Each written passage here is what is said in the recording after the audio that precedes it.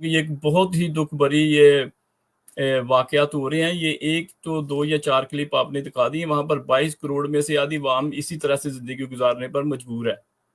اور بہت سارے لوگ بالکل ٹھیک ہے جیسے قمر ریاض صاحب نے فرمایا کہ ہماری بہنیں بیٹیاں جو غربت میں اس بارڈر پر آ گئی ہیں, اس کنارے پر آ گئی ہیں کہ وہ اپنے جسم فروشی کے پر بھی مجبور ہو رہی ہیں.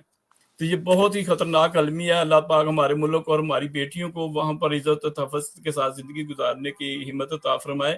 تو جہاں تک یہ کہ یہ مہنگائی ہے یا جس طرح کی چیزیں ہیں, تو مجھے ایک وہ چیز یاد آ گئی ہے جو چند ہفتے پہلے آپ کے چینل پر جناب محترم اسحاق ڈار صاحب کا پروگرام میں نے دیکھا تھا, جس میں انہوں نے پاکستان کی اکانومی پر بات کرتے ہوئے یہ فرمایا تھا کہ پاکستان کی غریب عوام کو انہوں نے ہمیشہ اپنے بجٹ میں مد نظر رکھا ہے, جس کی مثال انہوں نے عام آدمی کا چولہا جلانے کے لیے جو ایندھن کے طور پر استعمال کیا جاتا مٹی کا تیل. تو انہوں نے یہ بھی فرمایا تھا کہ ہم نے ایک غریب آدمی کا اس طرح سے بجٹ بنایا تھا کہ جو مٹی کا تیل ہے اس پر بھی ہم نے کنٹرول رکھا تھا کہ غریب آدمی کم از کم اپنا کھانا تو تیار کر سکے.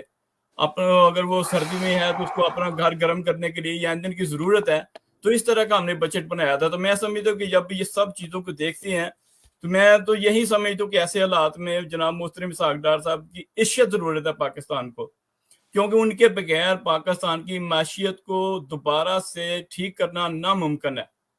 تو یہ ہے کہ وہیں جائیں گے تو یہ پاکستان کی عوام جس طرح کی آپ یہ کلپس دکھائے ہیں تو ان کے پاس وہ چابی ہے, کیونکہ وہ محب وطن ہے. ان کو پتہ ہے کہ پاکستان کی اکانومی کو کیسے کنٹرول کرنا ہے.